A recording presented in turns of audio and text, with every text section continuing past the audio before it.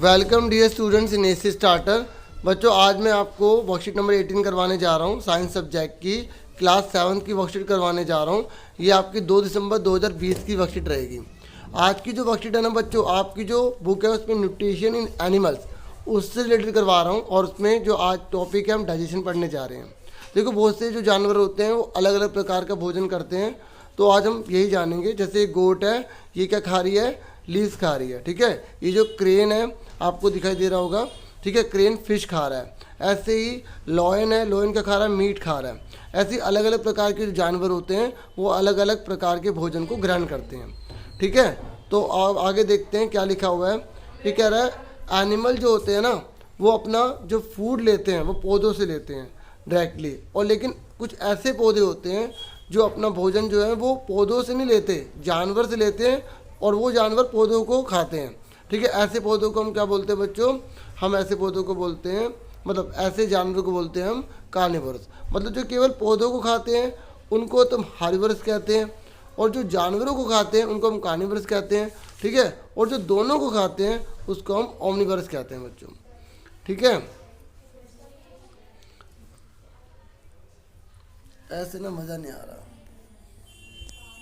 मैं ना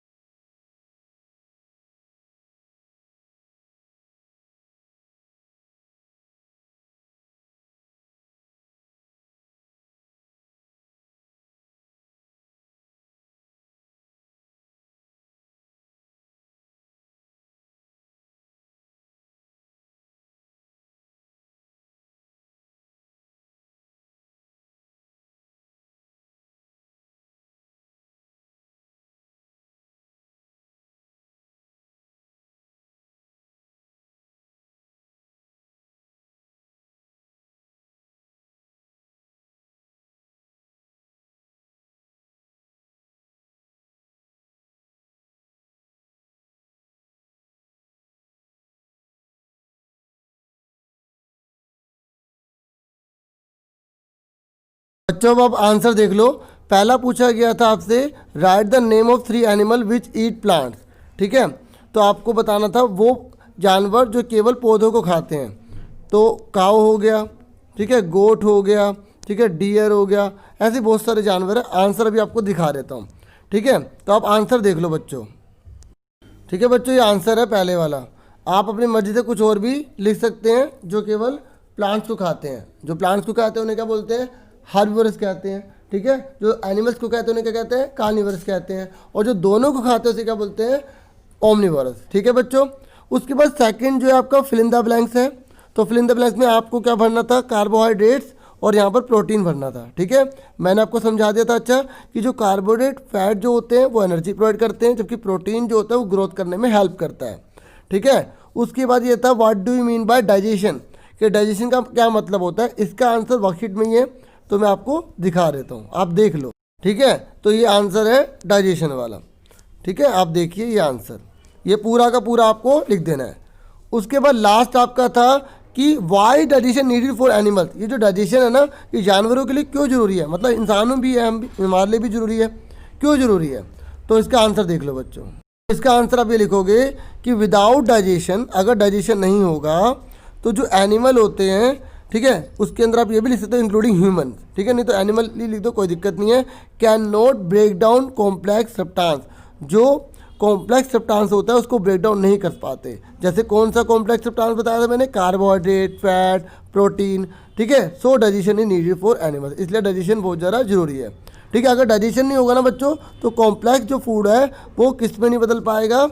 सिंपल में नहीं बदल पाएगा। और सिंपल में नहीं बदल पाएगा तो हम उसको पचा नहीं पाएंगे, ठीक है।